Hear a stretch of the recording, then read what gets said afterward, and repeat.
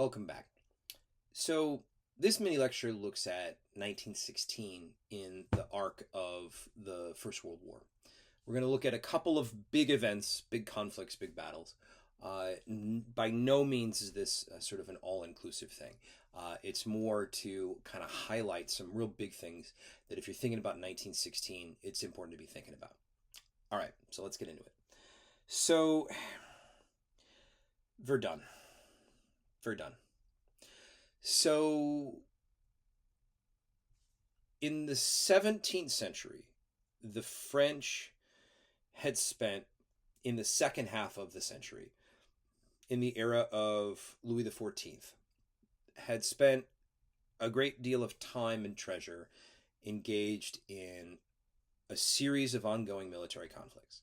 These are expensive. The French state is spending a great deal of money on soldiers, and you're eventually going to see really this embrace of these kind of fortress communities and these forts that are constructed by Vauban, the French engineer, and these are going to really affect the construction of the French landscape by the time you get to the end of the 17th, early 18th centuries.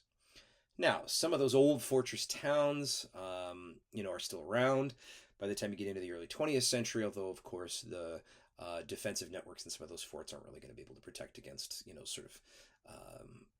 the artillery that can be brought to bear in, 1915, 1916.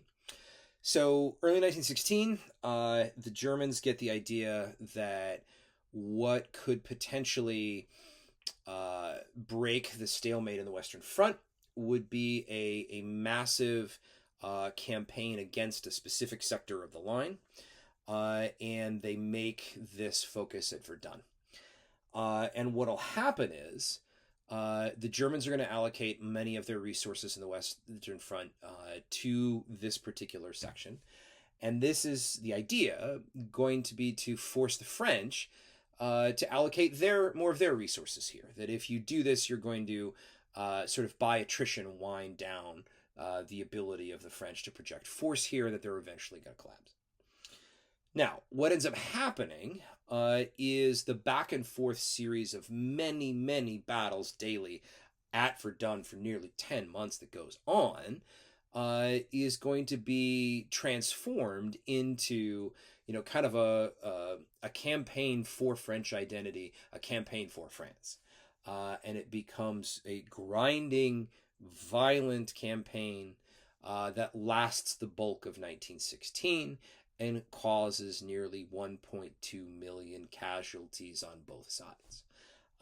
Verdun is that era of the mass mobilizations and machine guns and no man's lands and violence. It is utterly brutal. Which leads us into a discussion of the Somme. So there was a campaign at the Somme in 1916 as well, and in particular, I want to highlight the first day as a really important thing for us and for our purposes.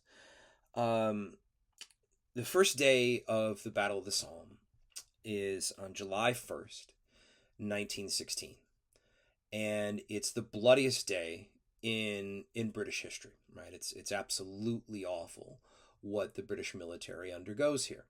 Now, again, these kinds of attacks that would have occurred on the Western Front in this very rigid trench warfare style was you would have these preparatory bombardments.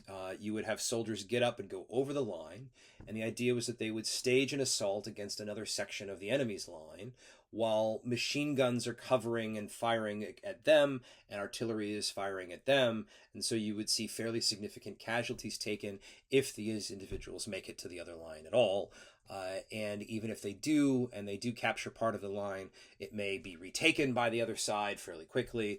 It's a back and forth process where death was common and constant. So the British were aware of what their ally was experiencing at Verdun and wanting to try to be able to relieve the pressure with something like this. And so the thought would be that this would take the pressure off by staging another mass assault that would be quite sizable and would disrupt German resources. And so what they do is the British allocate about 120,000 troops for this, over 1,000 artillery pieces, and they shell about an 18 or 19-mile section of the German line for about a week, with something like, countless number of shells.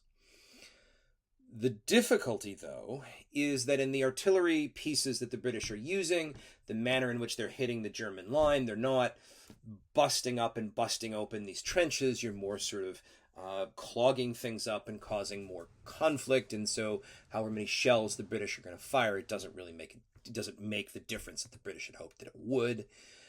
And so, what ends up happening is the morning of the 1st of July, the British go over the line, and about half of them are killed or wounded within a few hours. So it's something like 20,000 killed or something like that, approximately, and then double that wounded.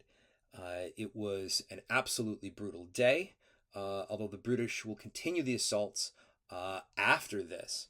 That day in particular was particularly instructive for how horrible and how deadly and how violent it was.